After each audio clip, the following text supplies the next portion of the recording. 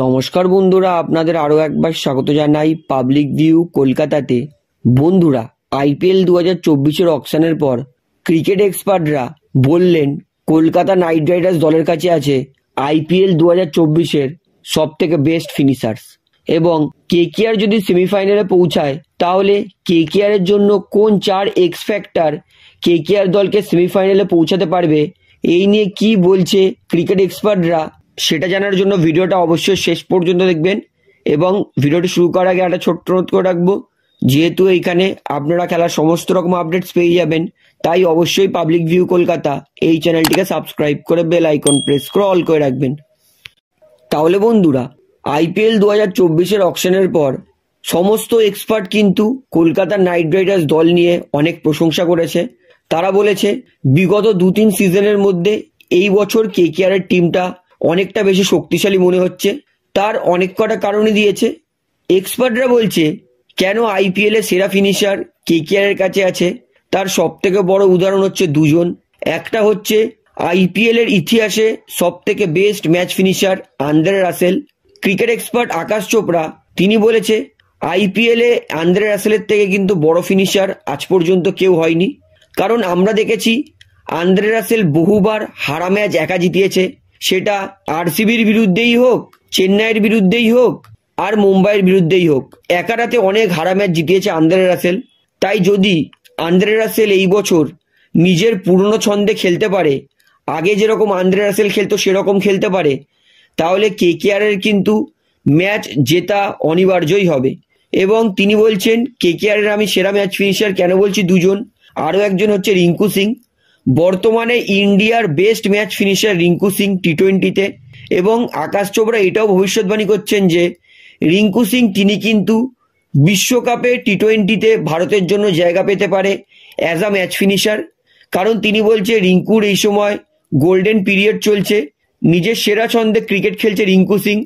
তাই কেকেআরের জন্য যদি দুটো ম্যাচ ফিনিশার রাসেল আর রিঙ্কু ম্যাচ ফিনিশ করতে শুরু করে, তাহলে কিন্তু কেকেআর এই বছর সেমিফাইনালে পৌঁছাবে।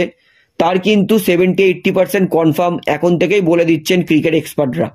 এবং ক্রিকেট এক্সপার্টদের মতে কেকেআরের কোন 4টে প্লেয়ার হতে পারে এই বছর এক্স ফ্যাক্টর, যাদের ওপর ভর করে এই বছর কেকেআর পৌঁছাবে সেমিফাইনালে, তার প্রথম নামটা বলছেন তারা মিচেল স্টার্ক।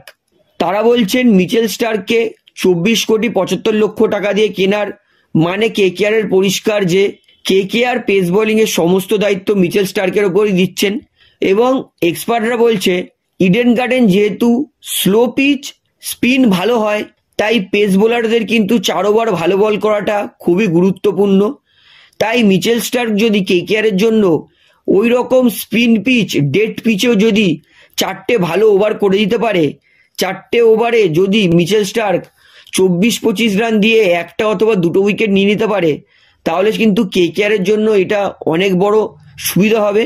কারণ ইডেন গার্ডেনের স্পিন পিচে কিন্তু সুনীল নারিন, বরুণ চক্রবর্তী, সুহাস শর্মার মতো ভালো স্পিনাররা আছে।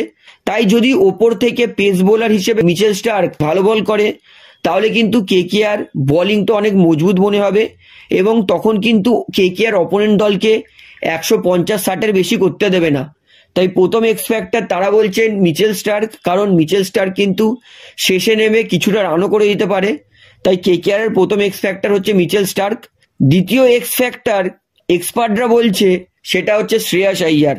বলছে এই বছর ক্যাপ্টেন হিসেবে শ্রেয়াস আইয়ার আবার ফিরেছে, এবং ভারতের জন্য শ্রেয়াস আইয়ার যত সুন্দর ফর্মে ব্যাটিং করছে, সেই যদি ব্যাটিং কেকেআরের জন্য শ্রেয়াস আইয়ার করতে পারে, তাহলে অন্য দলের থেকে শ্রেয়াস আইয়ার কেকেআর দলকে অনেকটা আগিয়ে দিতে পারবে।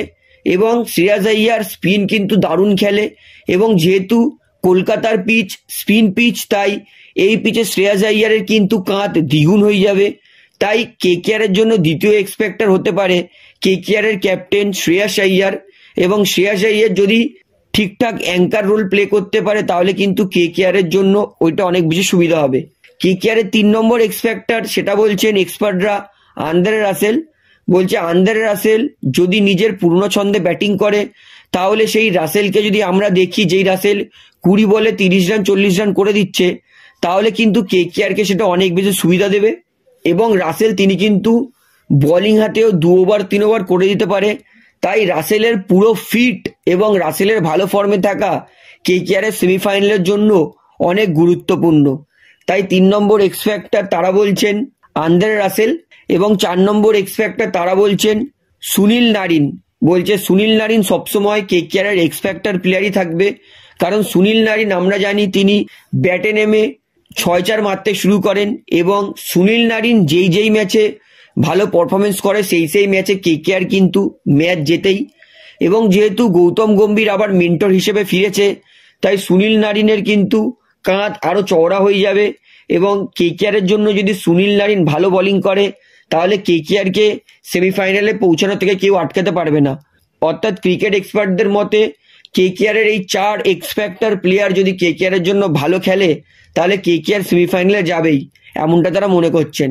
তো বন্ধুরা, ক্রিকেট এক্সপার্টদের সঙ্গে আমি তো অনেকটাই সম্মতি রাখি যে তারা একদম সঠিক কথা বলেছেন।